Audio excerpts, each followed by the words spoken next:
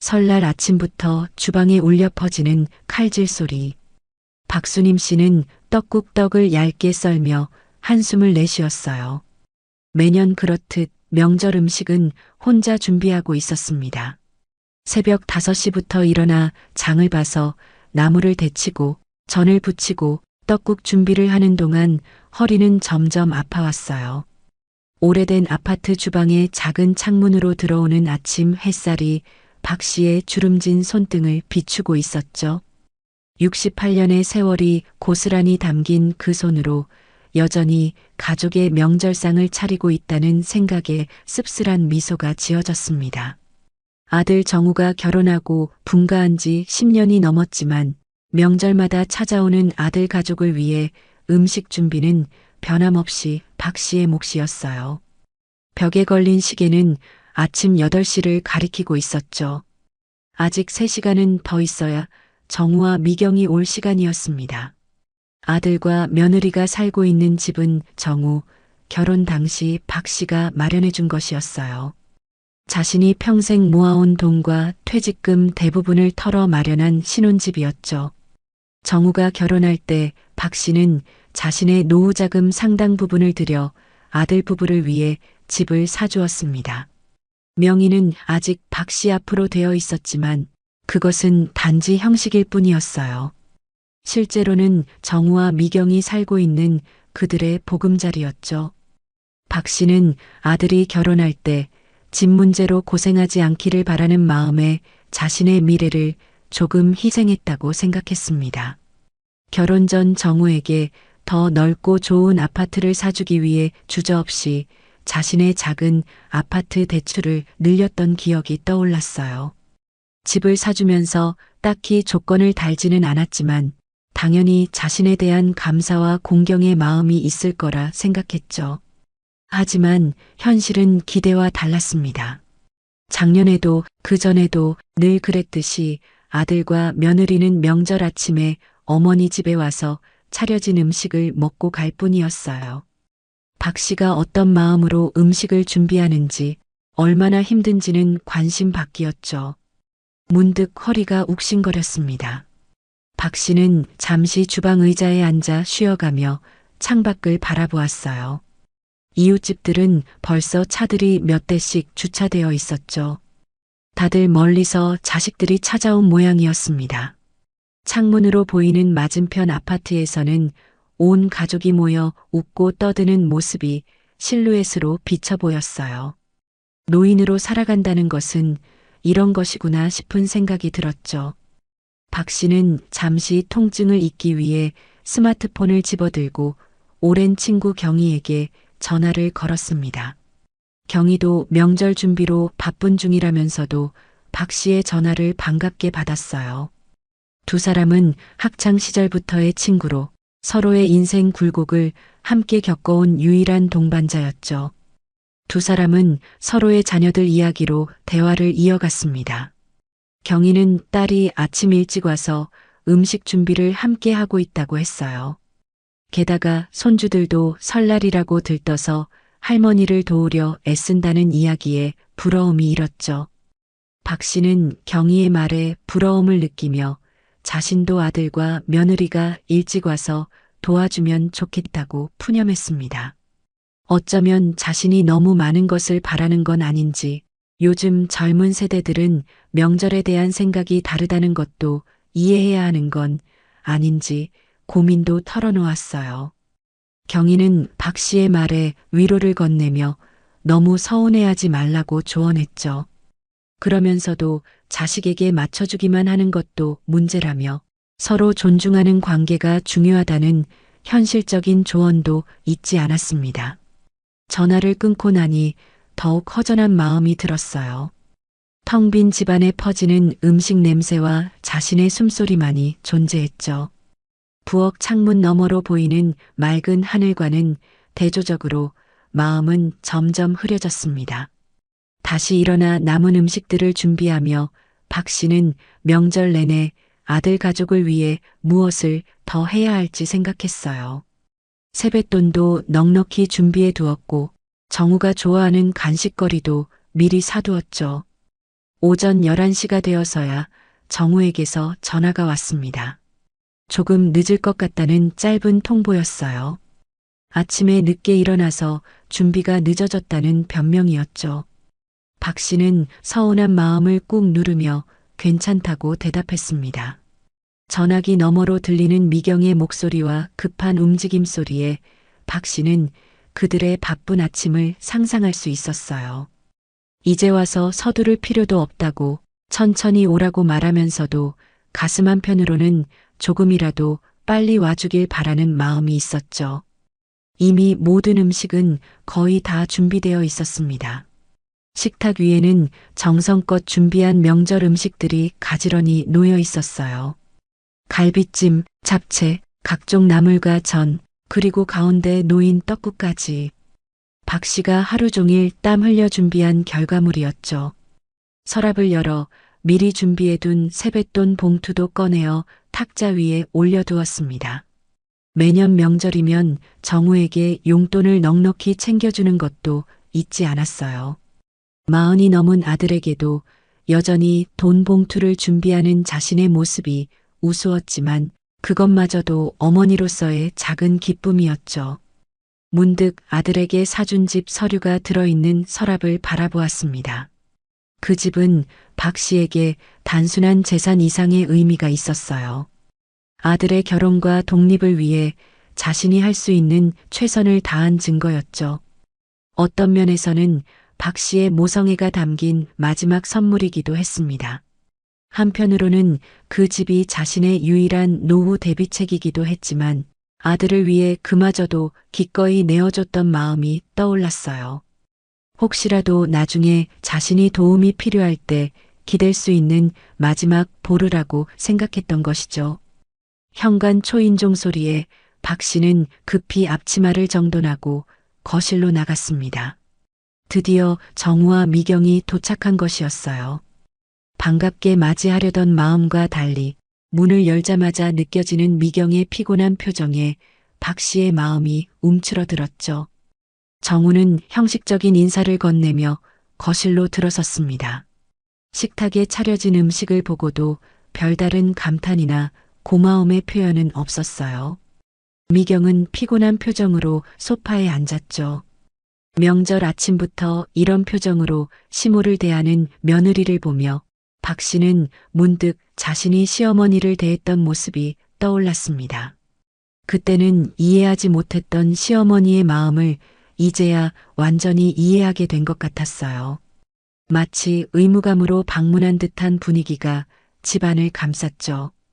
박 씨는 억지로 미소를 지으며 두 사람을 식탁으로 안내했습니다.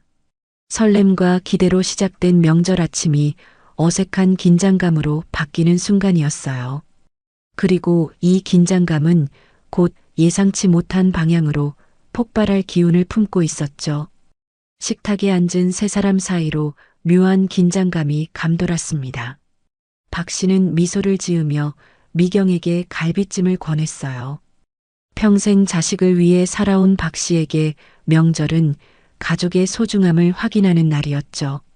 미경은 피곤한 표정으로 작은 한 조각만 집어 접시에 올렸습니다. 그 무심한 태도에서 명절을 그저 형식적 의무로만 여기는 마음이 느껴졌어요. 정우는 어색한 분위기를 풀려는 듯 음식 맛이 좋다고 어머니를 칭찬했죠. 하지만 그 말에도 진심이 담겨 있지 않은 것 같아 박 씨의 가슴이 조금 아팠습니다. 박 씨는 새벽부터 준비했다며 넌지시 말을 꺼냈어요. 이른 아침부터 서서 요리하느라 허리가 아프다는 말도 덧붙였죠. 인정받고 싶은 마음, 노력을 알아봐 주길 바라는 작은 기대가 그 말 속에 담겨 있었습니다. 하지만 미경은 고개를 끄덕이는 것 외에 별다른 반응을 보이지 않았어요. 박 씨의 수고에 대한 감사 인사나 걱정의 말 한마디도 없었죠.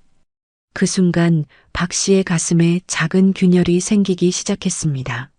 상다리가 휘어질 정도로 차려진 음식들 앞에서 박 씨만 분주히 움직이며 국을 떠주고 반찬을 권하고 있었어요. 정우는 어머니가 너무 많은 음식을 준비했다고 말했죠. 세 사람이 먹기에는 너무 많은 양이라며 그렇게 고생할 필요 없었다는 투였습니다.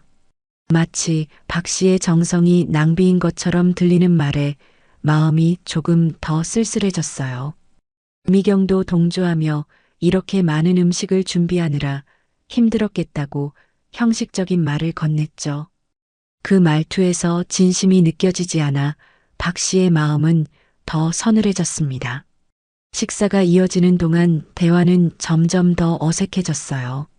마흔이 넘은 아들은 회사 이야기만 짧게 했고 미경은 대부분 휴대폰을 들여다보며 간간히 고개만 끄덕였죠. 박 씨는 정성껏 준비한 음식을 먹는 아들 부부를 바라보며 자신의 젊은 시절을 떠올렸습니다. 시어머니 앞에서 늘 조심하고 공경했던 기억, 명절이면 새벽부터 함께 음식을 준비했던 그 시절이 그립게 느껴졌어요. 밥그릇을 비운 미경이 식사를 마치겠다고 말했죠. 설거지를 도와드릴까요 하는 말 대신 소파에 가서 쉬겠다는 말만 남기고 자리를 떴습니다. 박 씨의 얼굴에 순간 서운함이 스쳤지만 애써 미소를 지으며 괜찮다고 대답했어요. 하지만 더는 참을 수 없어 박 씨는 조심스럽게 말을 꺼냈죠. 다음에는 조금 일찍 와서 음식 준비를 도와주면 좋겠다고 말했습니다. 혼자서 모든 명절 음식을 준비하는 것이 많이 힘들어졌다고 덧붙였어요. 박 씨의 목소리는 부드러웠지만 그 말 속에는 오랫동안 쌓인 서운함이 묻어 있었죠. 소파에 앉아있던 미경의 표정이 순간 굳어졌습니다. 그녀의 눈빛에서 불편함과 짜증이 그대로 드러났어요. 정적이 흘렀고 정우는 어색한 웃음을 지으며 상황을 무마하려 했죠. 어머니, 저희가 다음에는 음식을 사와서 함께 드시자고 제안하겠다고 말했습니다. 그 순간 박 씨의 마음이 확 내려앉았어요.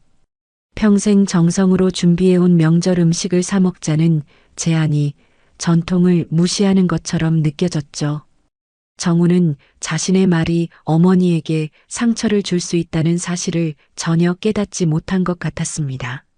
박 씨는 억지로 감정을 누르며 직접 만든 음식이 더 맛있고 의미 있다고 말했어요. 그저 함께 준비하면 더 좋을 것 같다는 뜻이었다고 부연했죠.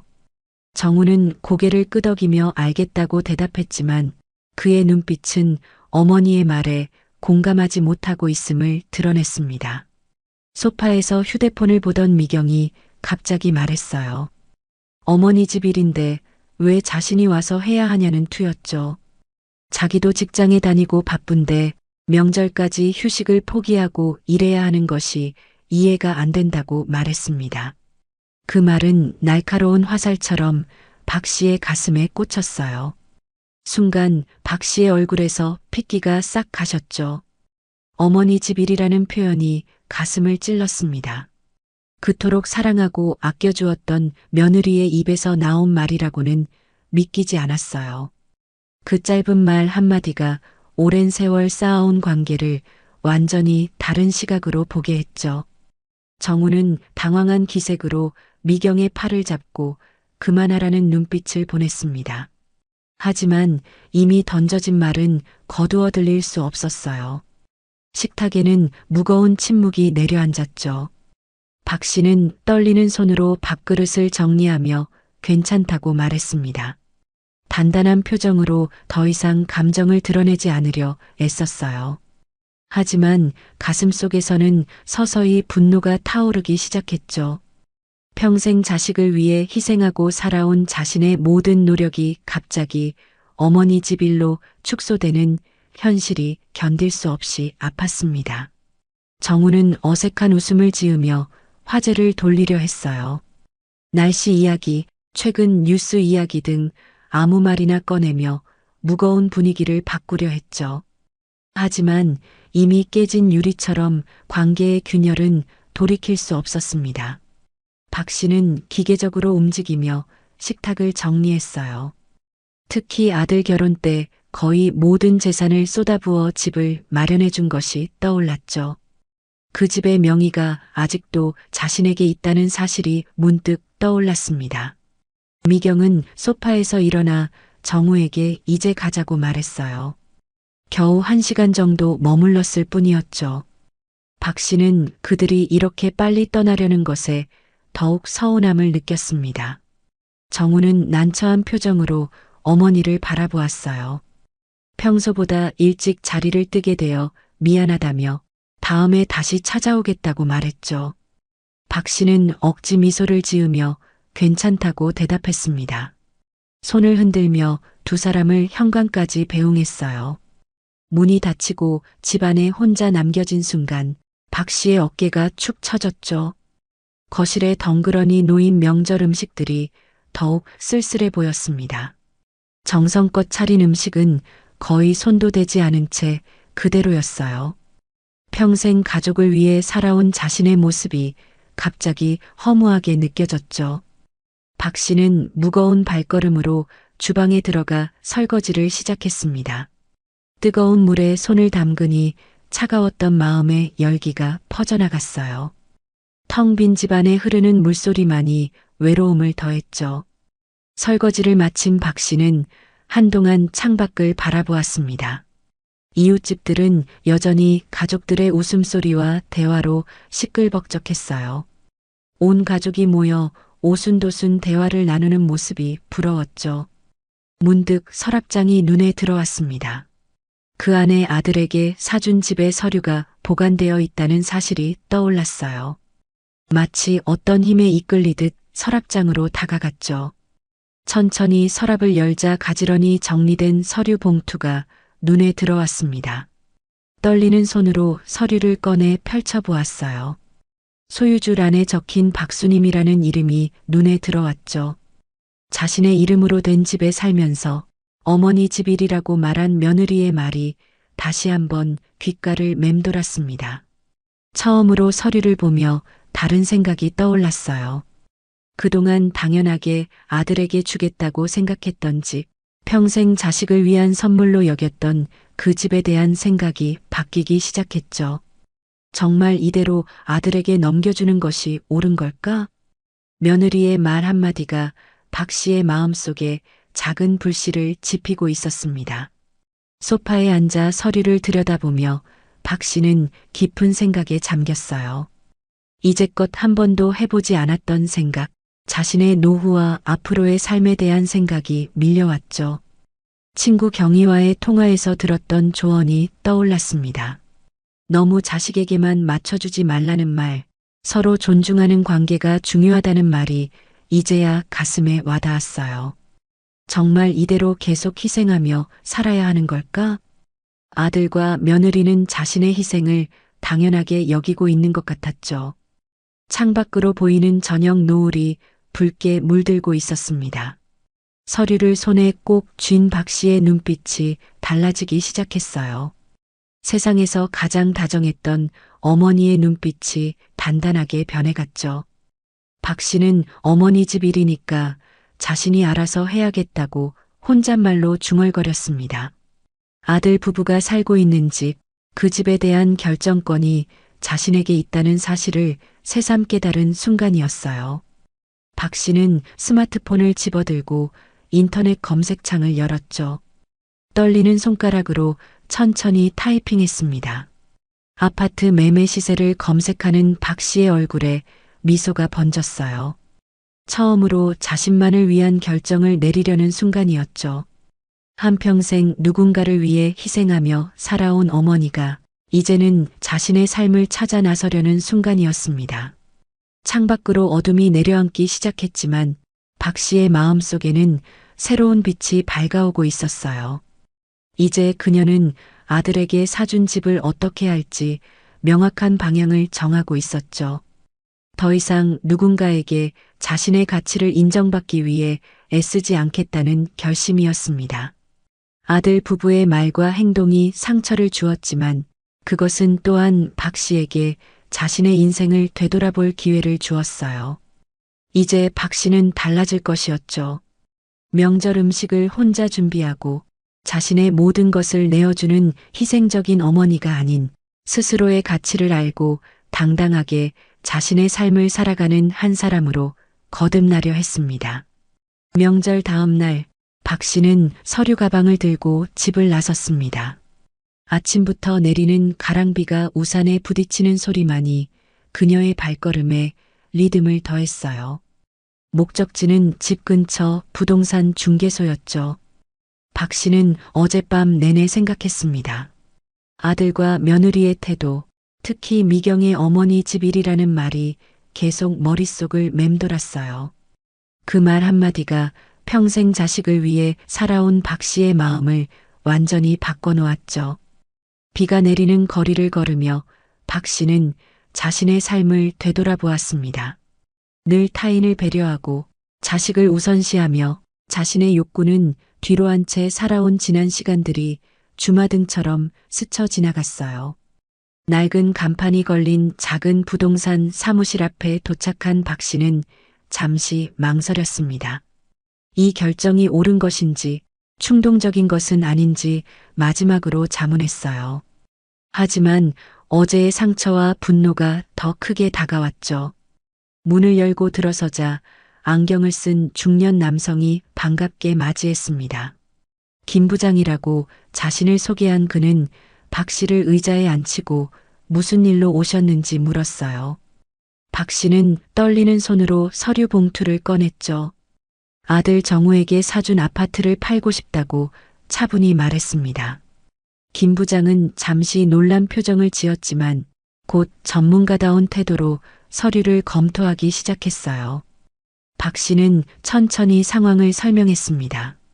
10년 전 아들 결혼 때 사준 집이지만 명의는 여전히 자신 앞으로 되어 있다는 것, 이제 그 집을 팔아 자신의 노후를 위해 사용하고 싶다는 것을 말했어요.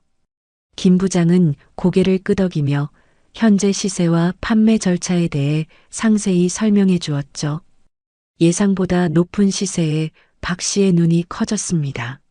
10년 사이 2배 가까이 오른 가격에 처음으로 이 결정이 정말 잘한 것일지도 모른다는 생각이 들었어요.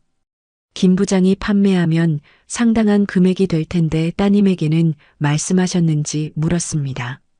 박 씨는 잠시 말을 잃었어요. 아들에게 미리 알리지 않고 진행하는 것이 맞는 건지 다시 한번 고민이 되었죠. 하지만 이내 단호한 표정으로 자신의 명의로 된 집이니 자신이 결정할 일이라고 대답했습니다. 김 부장은 더 이상 묻지 않고 매매 절차를 안내했어요. 집을 살펴보고 사진 촬영을 해야 한다며 방문 일정을 잡자고 제안했죠. 박 씨는 잠시 망설였습니다. 정우와 미경에게 알리지 않고 중개사가 방문하면 문제가 생길 수 있다는 것을 알았어요. 하지만 그들이 없는 시간에 방문하면 될 것 같았죠. 정우와 미경이 모두 직장에 다니기 때문에 평일 낮에는 집이 비어 있다는 사실을 떠올렸습니다. 김 부장과 다음 주 화요일 오후에 만나기로 약속한 후 박 씨는 부동산을 나왔어요. 밖으로 나온 박 씨의 발걸음은 들어올 때보다 한결 가벼워졌습니다. 비가 그치고 햇살이 비치기 시작한 거리를 걸으며 박 씨는 친구 경희에게 전화를 걸었어요. 경희에게 전화를 건 박 씨의 목소리에는 평소와 다른 활기가 느껴졌죠. 경희는 반가운 목소리로 응답했습니다. 박 씨는 망설임 없이 자신의 결정을 친구에게 털어놓았어요. 아들에게 사준 집을 팔기로 했다는 이야기에 경희는 잠시 말을 잇지 못했죠. 그러나 곧 박 씨의 결정을 지지해 주었습니다. 경희는 박 씨가 너무 오래 참아왔으니 이제는 자신의 인생을 살아도 될 때라며 격려했어요. 경희의 응원에 박 씨는 용기를 얻었죠. 카페에 들어가 두 사람은 더 깊은 대화를 나눴습니다. 경희는 박 씨에게 앞으로의 계획을 물었어요. 박 씨는 집을 팔고 얻은 돈으로 노후를 위한 계획을 세우고 있다고 설명했죠. 오랫동안 미뤄왔던 해외여행도 가보고 취미생활도 즐기고 여유로운 노후를 준비하고 싶다고 말했습니다. 평생 자식을 위해 희생하며 살아온 삶에서 이제는 자신을 위한 삶으로 전환하고 싶다는 마음을 털어놓았어요. 경희는 기쁜 표정으로 박 씨의 손을 꼭 잡아주었죠. 너무 늦은 결정은 아니라며 앞으로의 새로운 인생을 응원한다고 말했습니다.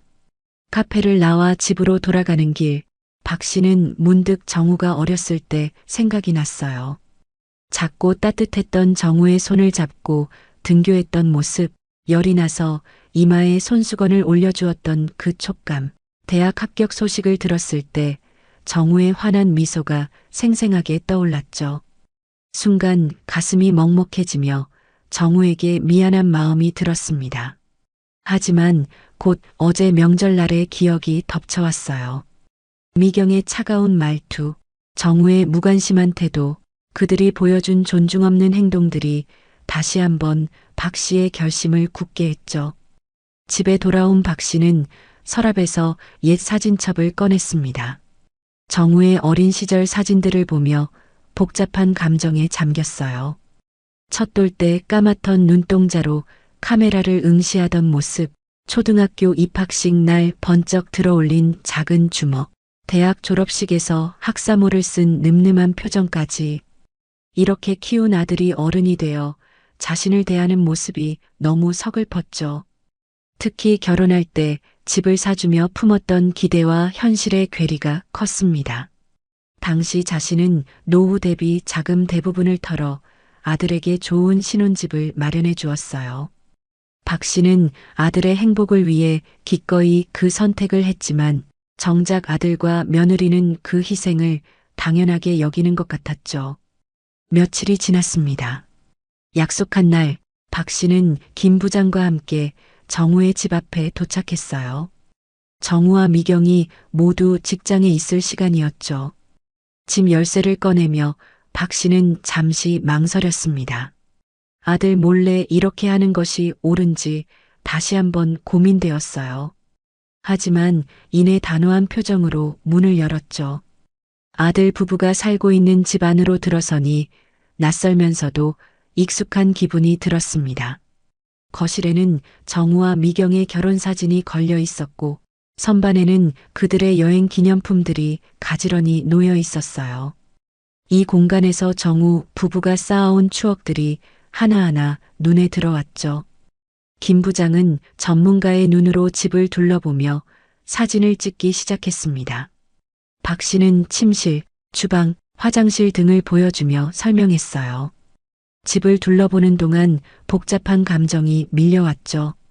이 공간에 담긴 추억과 정우, 부부의 일상이 느껴졌습니다. 하지만 동시에 어머니 집 일이라던 미경의 말이 다시 귓가에 맴돌았어요. 그래, 이건 내 집이야. 내가 결정할 수 있어. 그렇게 자신을 다독이며 김 부장의 촬영을 도왔죠. 김 부장은 이 집이 입지가 좋아 빠르게 매매가 이루어질 것 같다고 말했습니다. 이미 몇몇 잠재 구매자들이 이 지역 매물에 관심을 보이고 있다는 말도 덧붙였어요. 박 씨는 실제 구매자들이 이 집을 방문할 수도 있다는 생각에 가슴이 두근거렸죠.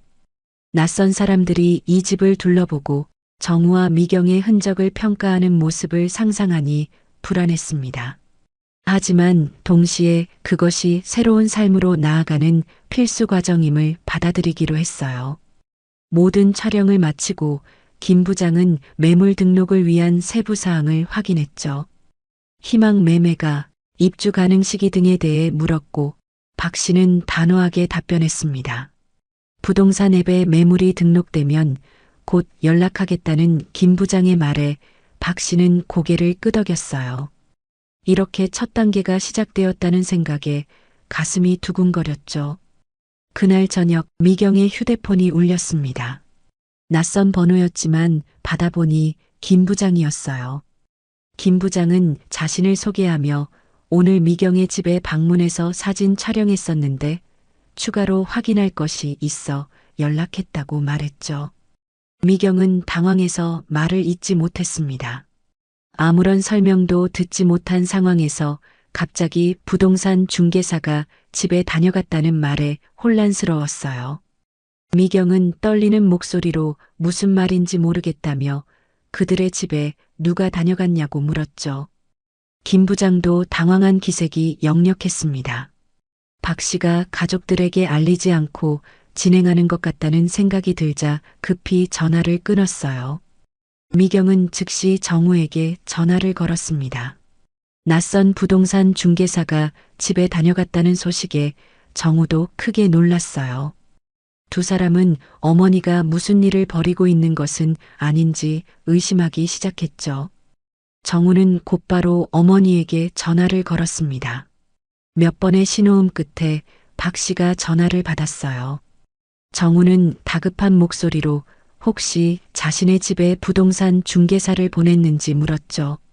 정우의 다급한 목소리에 박 씨는 잠시 침묵했습니다. 예상보다 빨리 발각된 상황에 당황했지만 이내 침착하게 대답했어요. 자신이 보냈다고 담담하게 인정했죠. 정우는 어머니의 담담한 대답에 더욱 당혹스러워했습니다. 무슨 의도인지 물었지만 이미 답을 알고 있는 질문이었어요. 박 씨는 집을 팔 생각이라고 단호하게 말했죠. 박 씨의 단호한 말에 정우는 말문이 막혔습니다. 잠시 후 놀란 목소리로 다시 물었어요. 농담이냐며 자신들이 살고 있는 집인데 어떻게 그럴 수 있냐고 항의했죠. 박 씨는 차분하게 대답했습니다. 그 집은 자신의 명의로 되어 있고 자신이 번 돈으로 산 것이니 팔 권리가 있다고 말했어요. 정우의 목소리가 점점 격앙되기 시작했습니다. 결혼할 때 자신들에게 준 것이라고 어떻게 갑자기 이런 결정을 할 수 있냐고 항의했어요. 박 씨는 아들의 말을 가만히 듣고 있다가 조용히 대답했습니다. 명절날 미경이 어머니 집일이라고 말했던 것을 상기시켰어요. 그 말 한마디에 정우는 할 말을 잃었습니다. 아내가 한 말이 이런 결과를 가져올 줄은 상상도 못했어요. 박 씨는 정우의 말대로 자신의 집이니 자신이 알아서 하겠다고 덧붙였죠. 박 씨의 말에 정우는 더 이상 반박하지 못했습니다. 어머니의 단호함에 처음으로 두려움을 느꼈어요. 박 씨는 일주일 안에 매물 문의가 들어올 것이니 미리 마음의 준비를 하라고 조언했죠. 박 씨의 마지막 말을 끝으로 전화가 끊겼습니다. 정우는 충격에 빠진 채 미경에게 상황을 설명했어요. 미경은 눈물을 글썽이며 자신의 말이 이런 사태를 불러일으켰다는 사실에 죄책감을 느꼈습니다. 하지만 동시에 분노도 느꼈어요. 결혼 10년 차에 갑자기 보금자리를 잃게 생겼다는 현실이 받아들이기 힘들었죠. 두 사람은 밤새 어떻게 해야 할지 논의했습니다. 새로운 집을 구할 형편이 되지 않아 막막했고 아이들 학교 문제, 직장과의 거리 등 현실적인 문제들이 산더미처럼 쌓였어요. 그날 밤 박 씨는 아들의 반응에 가슴이 아팠습니다. 아들을 실망시킨 것 같은 미안함과 서운함이 교차했어요. 하지만 이제 돌이킬 수 없는 강을 건넜다는 느낌이 들었죠. 창밖으로 보이는 달빛을 바라보며 박 씨는 자신의 결정이 옳았는지 다시 한번 자문했습니다. 마음 한편에서는 여전히 아들에 대한 사랑이 있었지만 이제는 자신의 남은 삶도 소중하다는 생각이 더 강하게 다가왔어요.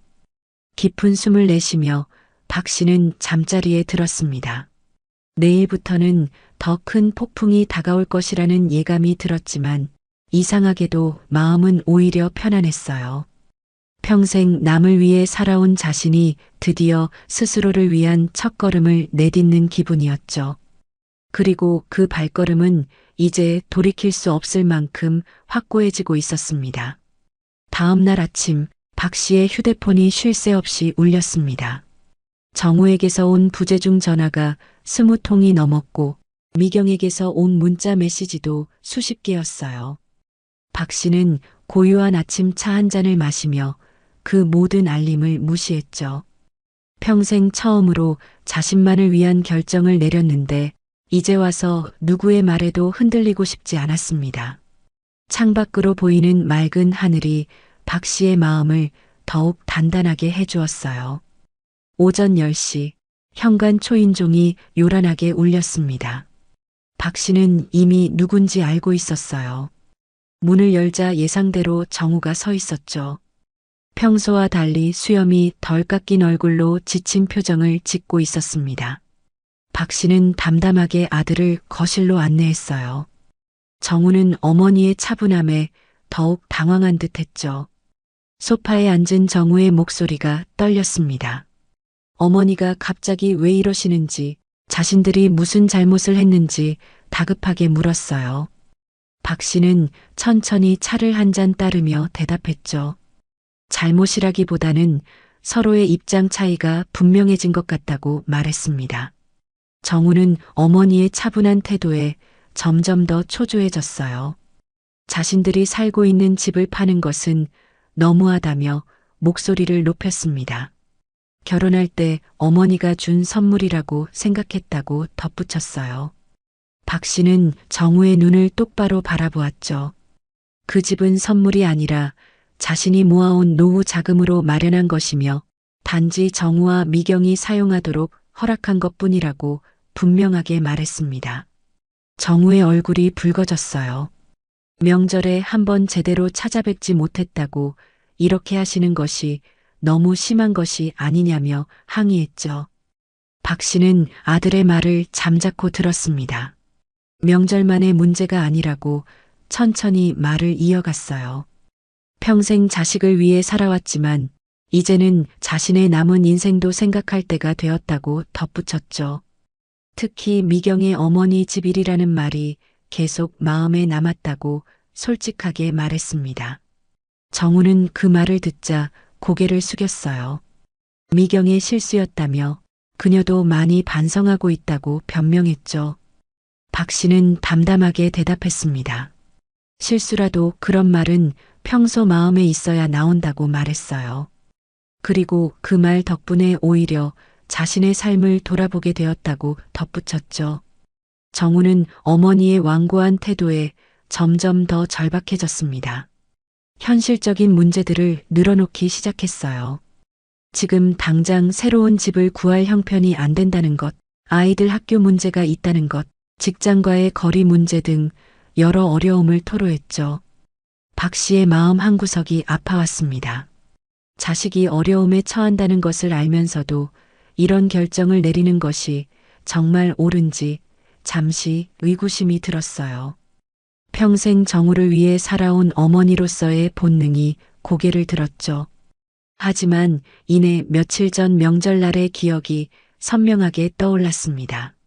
자신의 수고를 당연하게 여기던 그들의 태도, 어머니 집 일이라는 말에 담긴 무심함이 다시 가슴을 찔렀어요. 이 순간 물러서면 자신의 가치는 영원히 지킬 수 없을 것이라는 생각이 들었죠. 박 씨는 마음을 다잡고 단호하게 말했습니다. 일주일 전에 이미 매물 등록이 되었고 여러 사람들이 관심을 보이고 있다고 말했어요. 이제 와서 번복할 수 없다는 뜻이었죠. 정우의 표정이 더욱 어두워졌습니다. 마지막 희망인 듯 앞으로 더 잘하겠다고 약속했어요. 명절마다 일찍 와서 음식 준비도 돕고 주말마다 찾아뵙겠다며 제발 집을 팔지 말아달라고 간청했죠. 박 씨는 아들의 간절한 목소리에 가슴이 저렸습니다. 평생 아들이 행복하기만을 바라왔는데 이제는 그에게 상처를 주는 상황이 되었다는 사실이 괴로웠어요. 하지만 더 큰 목표를 위해 잠시 단단해질 필요가 있다고 스스로를 다독였죠. 결국 박 씨는 많이 늦었다는 듯 고개를 저었습니다. 지금의 약속은 자신의 결정을 번복하기 위한 일시적인 것일 뿐이라고 말했어요. 정우는 더 이상 할 말을 잃었습니다. 어머니의 결심이 확고하다는 것을 느낀 듯 했어요. 그래도 자신들은 가족이라는 점을 마지막으로 언급했죠. 박 씨는 잠시 침묵했습니다. 그렇기 때문에 더 서운했다고 조용히 대답했어요. 정우의 어깨가 완전히 내려앉았습니다. 모든 설득이 무의로 돌아갔다는 것을 깨달은 듯 했어요. 떠나기 전 언제까지 집을 비워야 하는지 물었죠. 박 씨는 이미 확인해 놓은 답을 말했습니다. 계약이 완료되면 2달 안에 비워야 한다고 말했어요. 정우는 고개를 끄덕이며 더 이상 아무 말도 하지 못한 채 집을 나갔습니다. 문이 닫히는 소리에 박 씨의 눈에서 눈물이 흘렀어요. 아들과 이런 식으로 대치하게 될 줄은 몰랐습니다. 그저 자신의 가치를 인정받고 싶었을 뿐인데 이제는 서로에게 상처를 주고받는 관계가 되어버렸어요. 박 씨는 창가에 서서 정우가 무거운 발걸음으로 멀어지는 모습을 지켜보았습니다. 그 뒷모습이 어린 시절 학교에 보내던 아들의 모습과 겹쳐 보였어요. 가슴이 먹먹해졌지만 이내 눈물을 닦고 일어났습니다. 한번 내린 결정은 끝까지 밀고 나가겠다는 다짐을 다시 한번 되새겼어요. 며칠이 지났습니다. 정우의 방문 이후로 박 씨의 휴대폰은 조용해졌어요. 아마도 아들이 자신의 결심을 받아들인 것 같았죠. 그러던 어느 날 미경에게서 전화가 왔습니다. 박 씨는 잠시 망설이다 전화를 받았어요. 미경의 목소리는 평소보다 한결 부드러웠습니다. 정말 죄송하다며 자신이 생각 없이 한 말 때문에 이런 일이 벌어져서 미안하다고 말했어요. 박 씨는 미경의 사과를 묵묵히 들었습니다. 미경은 계속해서 자신의 잘못을 인정하며 용서를 구했어요. 명절 당시 자신이 피곤했고 생각 없이 내뱉은 말이었다고 설명했죠. 박 씨는 한참 동안 침묵했습니다. 미경의 말이 진심인지 집을 지키기 위한 연기인지 구분하기 어려웠어요. 그동안 미경의 행동은 한 번도 박 씨를 진정으로 존중해주는 것 같지 않았습니다. 이제 와서 상황이 불리해지자 갑자기 태도를 바꾸는 것이 못 믿었게 느껴졌어요. 하지만 이미 너무 많은 것이 변해버렸다고 생각했죠. 박 씨는 마침내 입을 열었습니다. 미경의 사과를 받아들이지만 집을 파는 결정은 바꿀 수 없다고 말했어요. 미경의 목소리가 떨렸습니다. 한 번만 더 기회를 달라고 간청했어요. 아이들도 이사를 가게 되면 학교를 옮겨야 한다며 다시 한번 생각해 달라고 부탁했죠. 박 씨는 깊은 숨을 내쉬었습니다. 아이들 얘기를 들으니 마음이 더 무거워졌어요. 자신의 결정이 무고한 손주들에게까지 영향을 미친다는 사실이 괴로웠죠. 하지만 이미 여러 사람들이 집을 보러 왔고 내일이면 계약을 앞두고 있다고 말했어요. 계약금까지 이야기가 된 상황이라 돌이킬 수 없다고 덧붙였죠. 미경의 흐느끼는 소리가 전화기 너머로 들려왔습니다. 박 씨의 마음이 아팠지만 더 이상 감정에 휘둘리지 않기로 했어요. 그날 저녁 김 부장에게서 전화가 왔습니다. 내일 오전 10시에 계약을 위해 사무실로 와달라는 연락이었어요. 구매자가 확정되었고 모든 절차가 순조롭게 진행되고 있다고 했죠. 박 씨는 김 부장의 말에 담담히 고개를 끄덕였습니다. 전화를 끊고 창밖을 바라보며 깊은 생각에 잠겼어요. 내일이면 모든 것이 달라질 것이라는 생각에 가슴이 두근거렸죠. 자신의 인생에서 가장 큰 결정 중 하나를 앞두고 있었으니까요. 다음 날 아침 박 씨는 평소보다 일찍 일어났습니다. 오랜만에 정성껏 화장을 하고 가장 좋아하는 옷을 꺼내 입었어요. 거울 속에 비친 자신의 모습이 오랜만에 당당해 보였죠. 부동산 사무실로 향하는 길, 갑자기 정우에게서 전화가 왔습니다. 박 씨는 잠시 망설이다 전화를 받았어요. 정우의 목소리는 어제와는 달리 차분했습니다. 오늘 계약한다는 소식을 들었으며 마지막으로 한 번만 더 만나 뵙고 싶다고 조심스럽게 요청했어요. 박 씨는 시계를 확인했습니다. 아직 계약 시간까지 1시간 정도 여유가 있었어요. 부동산 사무실 근처 카페에서 만나자고 제안했죠. 카페에 도착한 박 씨는 이미 와서 기다리고 있는 정우를 발견했습니다. 그리고 놀랍게도 미경도 함께 있었어요. 두 사람 모두 어두운 표정으로 테이블에 앉아 있었죠. 박 씨가 다가가자 두 사람이 동시에 일어났습니다. 정우가 먼저 입을 열었어요. 정말 잘못했다며 어머니의 마음을 이해하지 못하고 배려하지 못했다고 솔직하게 인정했습니다. 미경도 연이어 사과했어요. 자신이 한 말 때문에 이런 일이 벌어져서 정말 죄송하다고 말했죠. 박 씨는 두 사람의 진심 어린 사과에 잠시 마음이 흔들렸습니다. 이제라도 자신의 마음을 이해해 주는 것 같아 조금은 위안이 되었어요. 하지만 이내 다시 마음을 다잡았죠. 여러분의 사과는 받아들이지만 집을 파는 결정은 바꿀 수 없다고 분명히 말했습니다. 미경이 울음을 참으며 호소했어요. 아이들 학교도 문제고 지금 당장 새 집을 구할 형편도 안 된다며 한 번만 더 기회를 달라고 간절히 부탁했죠. 박 씨는 미경의 눈물 어린 호소를 보며 마음이 약해지는 것을 느꼈습니다. 손주들을 생각하니 가슴이 저렸어요. 하지만 곧 미경의 어머니 집 일이라는 말이 다시 떠올랐죠. 그 순간 다시 마음이 단단해졌습니다. 박 씨는 고개를 저으며 말했어요. 이미 계약자가 정해졌고 오늘 계약을 앞두고 있으니 돌이킬 수 없다고 말했습니다. 2달 안에 집을 비워야 한다는 점도 다시 한번 강조했어요. 정우와 미경은 더 이상 말을 잇지 못했습니다. 마지막 희망마저 사라진 듯한 표정이었어요. 박 씨는 시계를 보며 자리에서 일어났습니다. 계약 시간이 다가왔으니 가봐야 한다고 말했어요. 정우가 마지막으로 물었습니다. 어머니께서 정말로 이 결정이 행복하신지 조심스럽게 물었어요. 박 씨는 잠시 생각하다 대답했습니다. 행복이라기보다는 내 인생에서 처음으로 나를 위한 결정을 내리는 것이라고 말했어요. 그것만으로도 의미가 있다고 덧붙였죠. 박 씨는 두 사람을 뒤로하고 부동산 사무실로 향했습니다. 뒤에서 따라오는 발걸음 소리가 들렸지만 돌아보지 않았어요. 부동산 사무실 앞에 도착하자 김 부장이 반갑게 맞이했습니다. 이미 구매자도 와서 기다리고 있다고 했어요.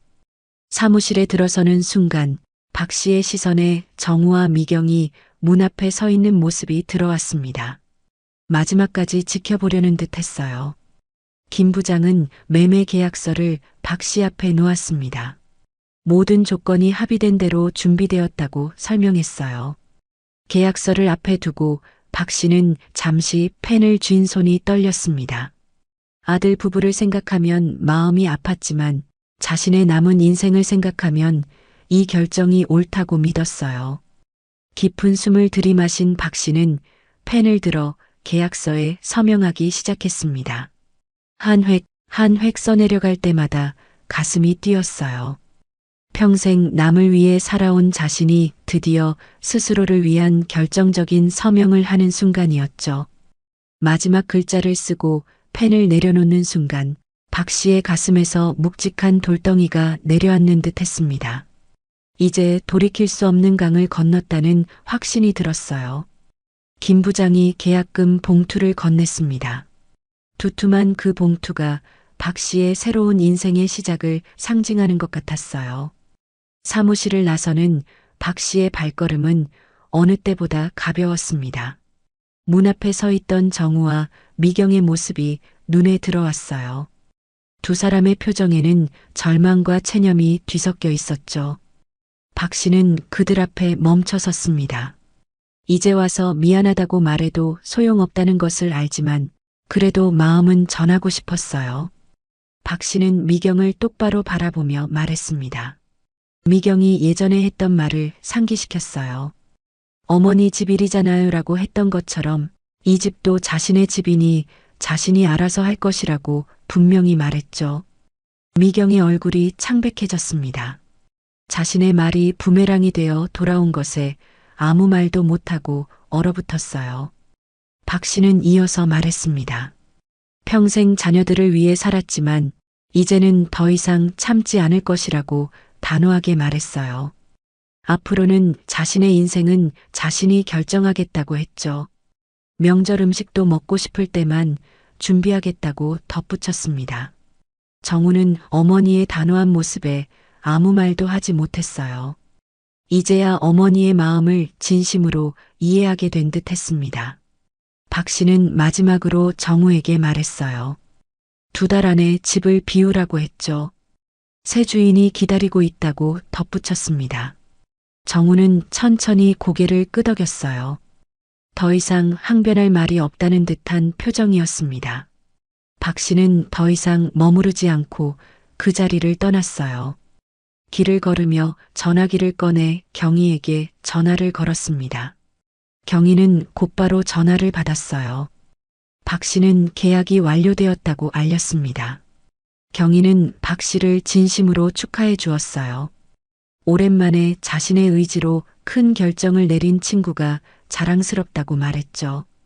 이제 어떤 계획이 있는지 물었습니다. 박 씨는 오랜만에 환하게 웃으며 대답했어요.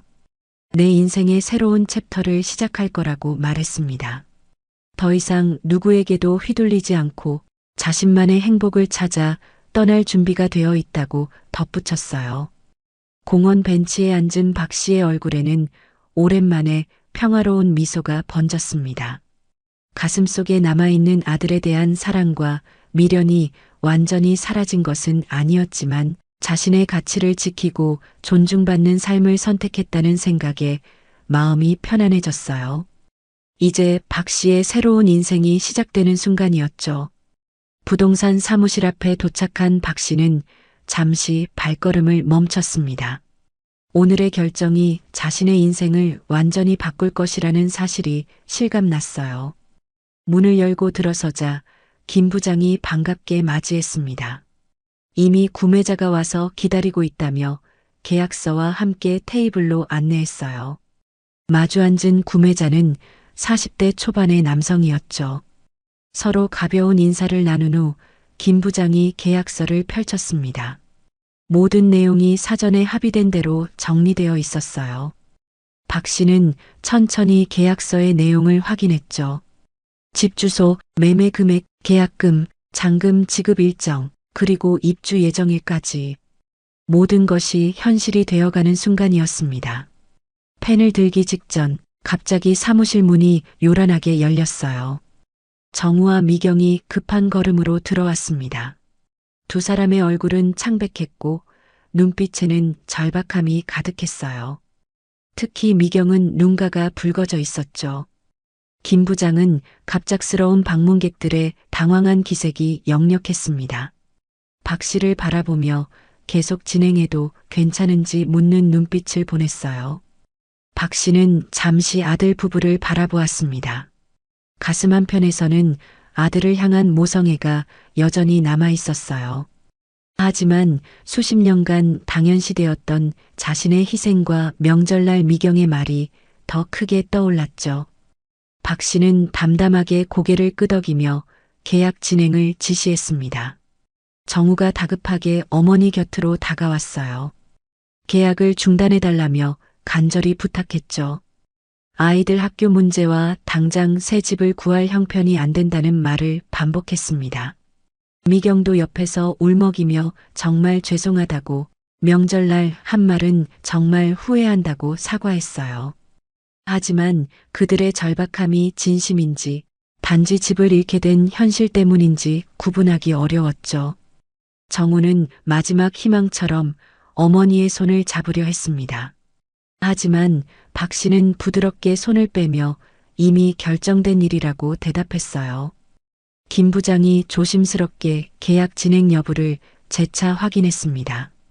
박 씨는 더욱 단호하게 고개를 끄덕였어요.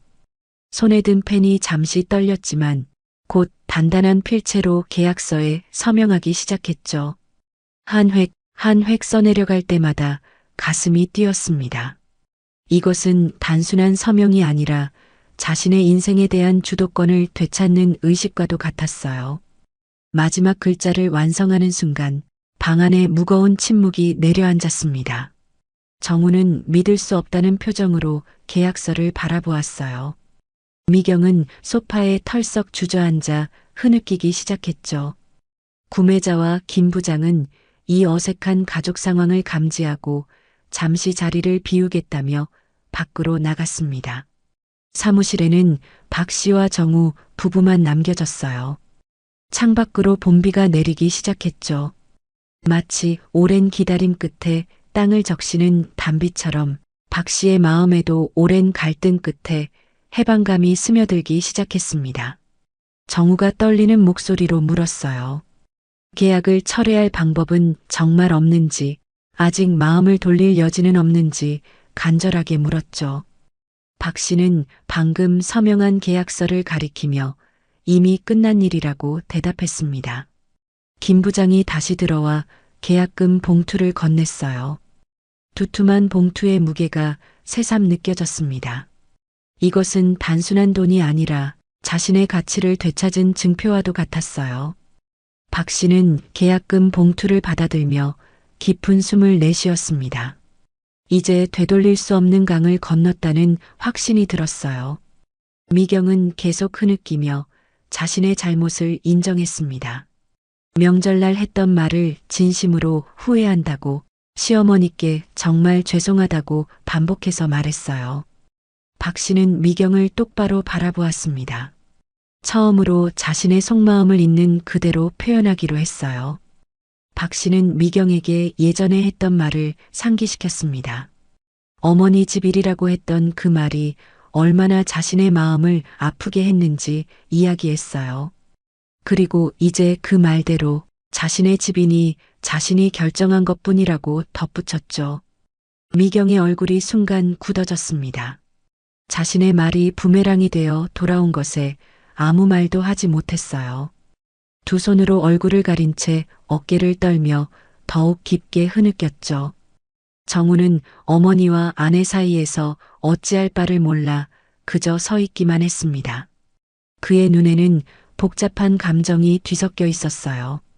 어머니에 대한 서운함, 현실적인 걱정, 그리고 어느 순간 깨닫게 된 죄책감까지. 박 씨는 가방에서 작은 메모지를 꺼내 정우에게 건넸습니다. 믿을 만한 부동산 중개소 몇 군데에 연락처가 적혀 있었어요. 자신이 미리 알아본 곳들이라고 설명했죠. 정우는 메모지를 받아들며 어머니의 배려에 잠시 당황한 듯 했습니다. 박 씨는 차분한 목소리로 말을 이어갔어요. 진심으로 화가 난 것이 아니라 평생 자신을 위한 선택은 한 번도 하지 않았던 삶에서 처음으로 스스로를 위한 결정을 내린 것뿐이라고 설명했죠. 정우의 눈에 눈물이 맺혔습니다. 이제야 어머니의 마음을 진정으로 이해하게 된 것 같았어요. 박 씨는 눈빛을 더욱 단단하게 하며 자신의 앞으로의 삶에 대해 이야기했습니다.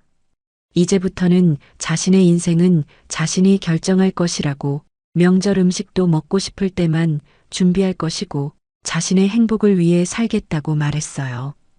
평생 자식을 위해 희생하며 살아온 어머니가 드디어 자신만의 삶을 선언하는 순간이었죠. 박 씨의 목소리에는 더 이상 원망이나 분노가 없었습니다. 오히려 새로운 시작에 대한 단단한 결의가 느껴졌어요. 미경이 흐느끼며 앞으로는 정말 잘하겠다고 말했습니다. 진정한 며느리가 되겠다고 약속했어요. 박 씨는 미소를 지으며 미경의 손을 잡았습니다. 미안하게 생각할 필요가 없다고, 오히려 미경의 말 덕분에 자신이 깨달음을 얻었다고 말했어요. 정우가 언제까지 집을 비워야 하는지 조심스럽게 물었습니다. 박 씨는 계약서를 다시 확인한 후 2달 안에 비워야 한다고 알려주었어요. 새 주인이 기다리고 있다고 덧붙였죠. 정우는 무거운 마음으로 고개를 끄덕였습니다. 더 이상 항변할 말이 없었어요. 현실을 받아들일 수밖에 없는 상황이었죠. 박 씨는 자리에서 일어나 창가로 걸어갔습니다.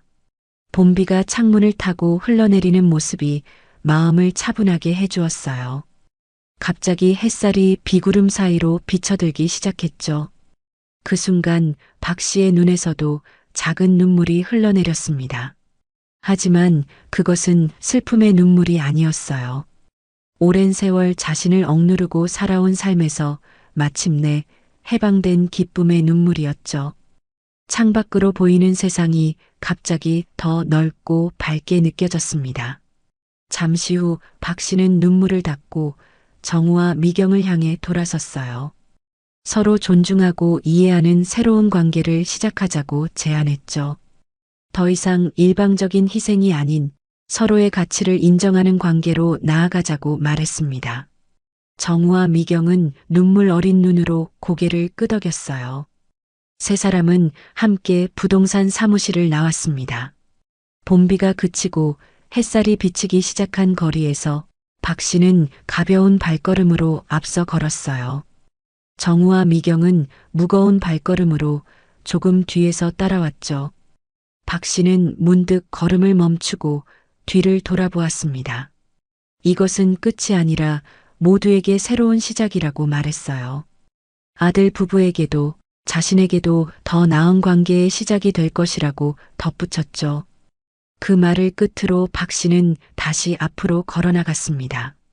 햇살이 그녀의 실루엣을 비추며 긴 그림자를 드리웠어요. 마치 새로운 인생으로 걸어가는 모습처럼 보였죠.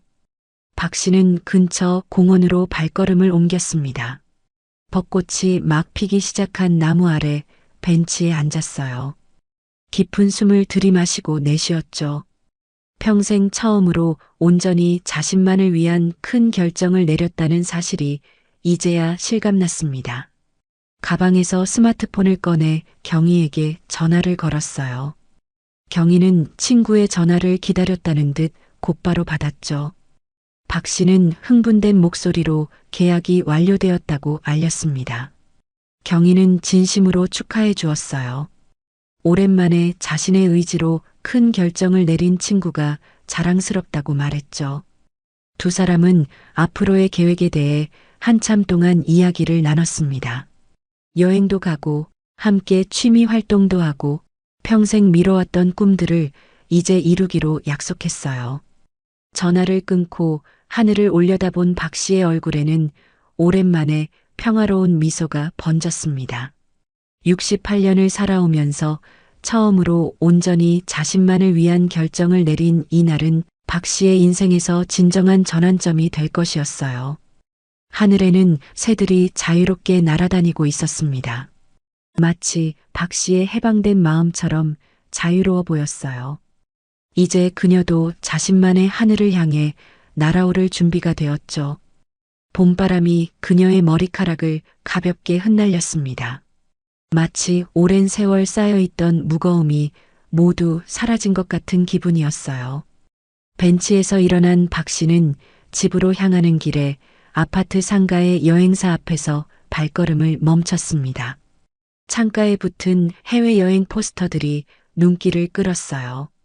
오래전부터 가보고 싶었던 유럽, 특히 파리의 에펠탑이 그려진 포스터 앞에서 상상에 빠졌죠.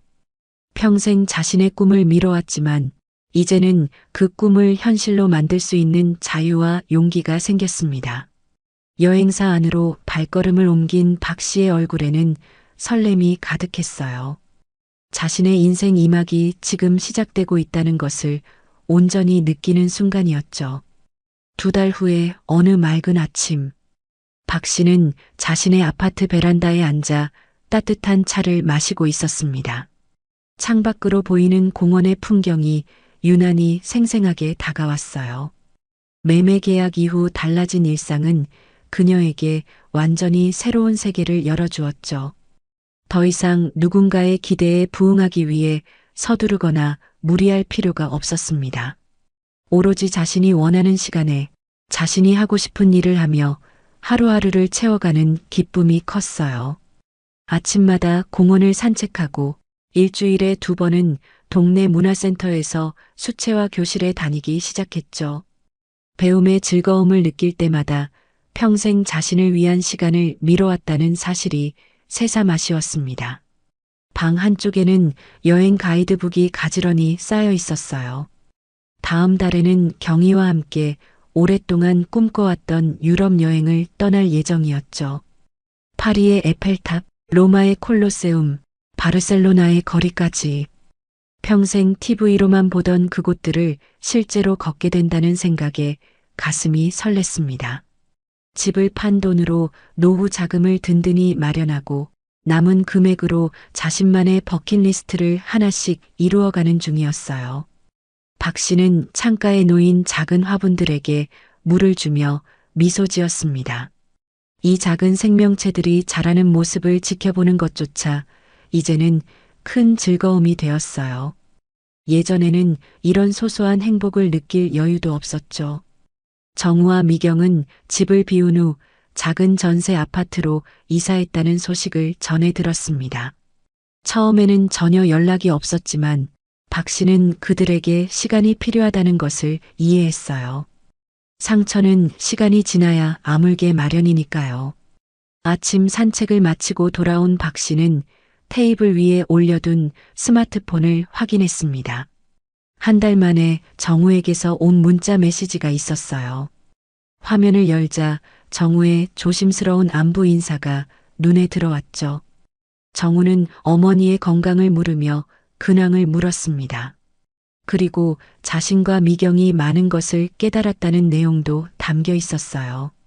작은 아파트에서 생활하며 처음으로 진짜 경제적 어려움을 겪게 되었다고 솔직하게 털어놓았죠.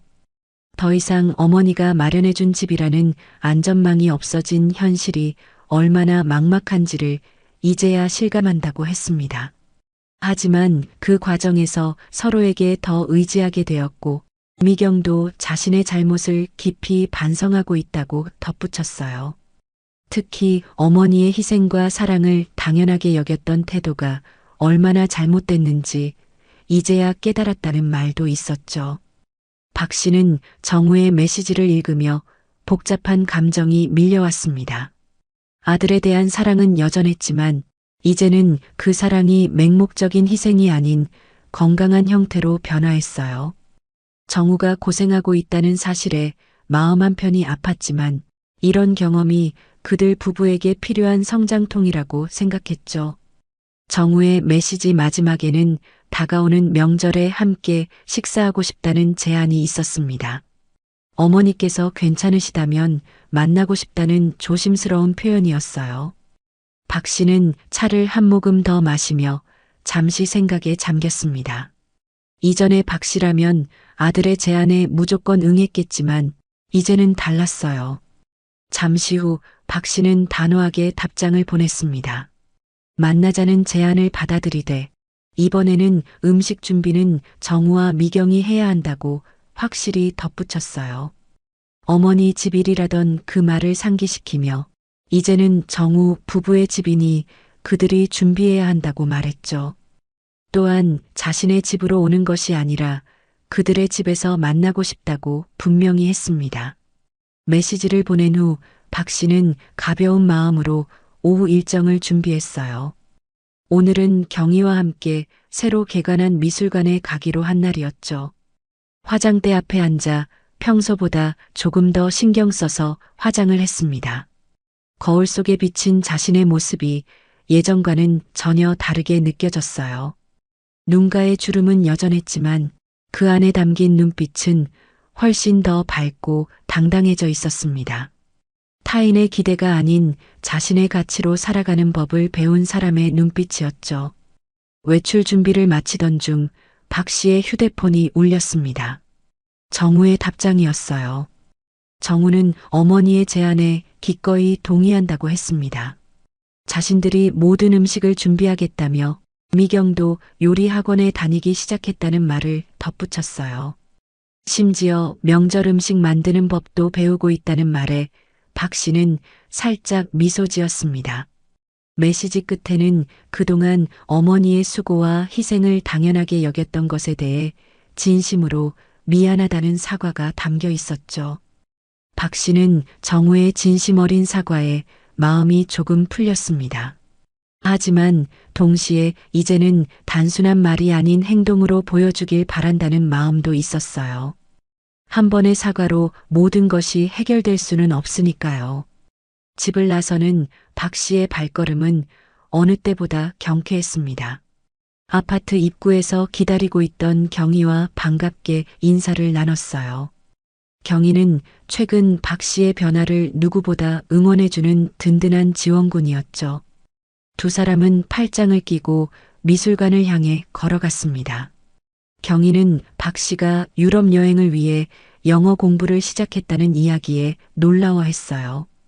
영어 학원에 등록한 일, 여행 회화책을 사서 매일 아침 문장을 외우는 일, 심지어 외국인 관광객에게 길 안내를 해본 일까지. 박 씨는 웃으며 자신이 하고 싶었던 일들을 하나씩 이루어가는 기쁨을 나눴죠. 미술관에 도착한 두 사람은 다양한 작품들을 감상하며 이야기를 나눴습니다.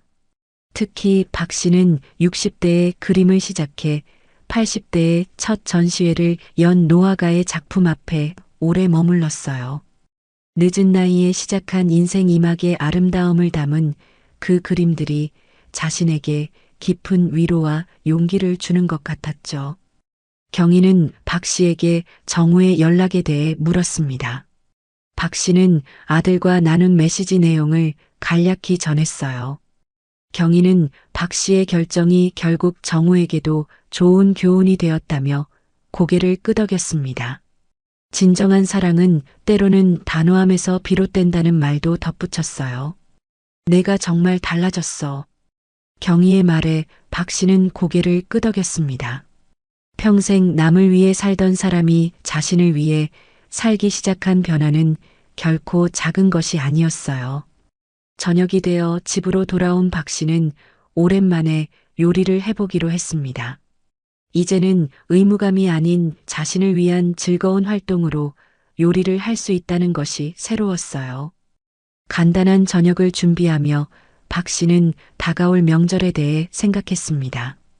아들 가족을 다시 만나게 될 생각에 약간의 긴장감도 있었지만 이제는 동등한 관계에서 만날 수 있다는 기대감이 더 컸어요. 무엇보다 자신이 차린 음식이 아닌 정우와 미경이 준비한 음식을 먹게 된다는 사실이 신선한 변화로 다가왔죠. 식사를 마친 후 박 씨는 베란다에 나가 밤하늘을 바라보았습니다. 수많은 별들이 반짝이는 하늘처럼 자신의 남은 인생에도 무수한 가능성이 빛나고 있다고 느꼈어요. 68년을 살아오면서 처음으로 온전히 자신만을 위한 시간을 갖게 된 것이 너무나 새롭고 설렜죠. 박 씨는 한동안 별을 바라보다 집 안으로 들어왔습니다. 침대 옆 테이블에 놓인 여행 계획표를 한 번 더 확인했어요. 파리, 로마, 바르셀로나를 돌아보는 15일간의 여정이 꼼꼼하게 정리되어 있었죠. 평생 꿈꿔왔던 여행이 이제 현실이 된다는 사실에 가슴이 뛰었습니다. 잠자리에 들기 전 박 씨는 작은 일기장을 꺼냈어요. 최근 시작한 새로운 습관으로 매일 밤 그날의 감사한 일들을 적어두는 것이었죠. 오늘의 일기에는 정우와의 화해 가능성, 경희와의 즐거운 시간, 그리고 무엇보다 스스로 선택한 삶을 살고 있다는 충만함에 대한 감사를 적었습니다. 일기장을 닫으며 박 씨는 깊은 만족감을 느꼈어요. 자신의 가치를 알고 스스로를 존중하는 법을 배웠다는 사실이 가장 큰 성취였죠. 아들과의 관계도 언젠가 회복될 것이라는 희망이 있었습니다. 하지만 그것은 예전과 같은 일방적인 희생이 아닌 상호 존중의 기반 위에서만 가능하다는 것을 분명히 알고 있었어요. 박 씨는 이불 속에 몸을 감쌌습니다. 창문 너머로 별빛이 은은하게 비쳤고 그 빛 속에서 박 씨는 앞으로의 새로운 삶에 대한 기대를 안고 잠이 들었어요. 평생 타인을 위해 살아온 시간을 뒤로하고 이제는 자신을 위한 삶을 당당하게 살아가는 박 씨의 얼굴에는 진정한 자유와 행복이 깃들어 있었습니다. 그리고 그 빛나는 표정은 그 어느 때보다 아름다웠죠.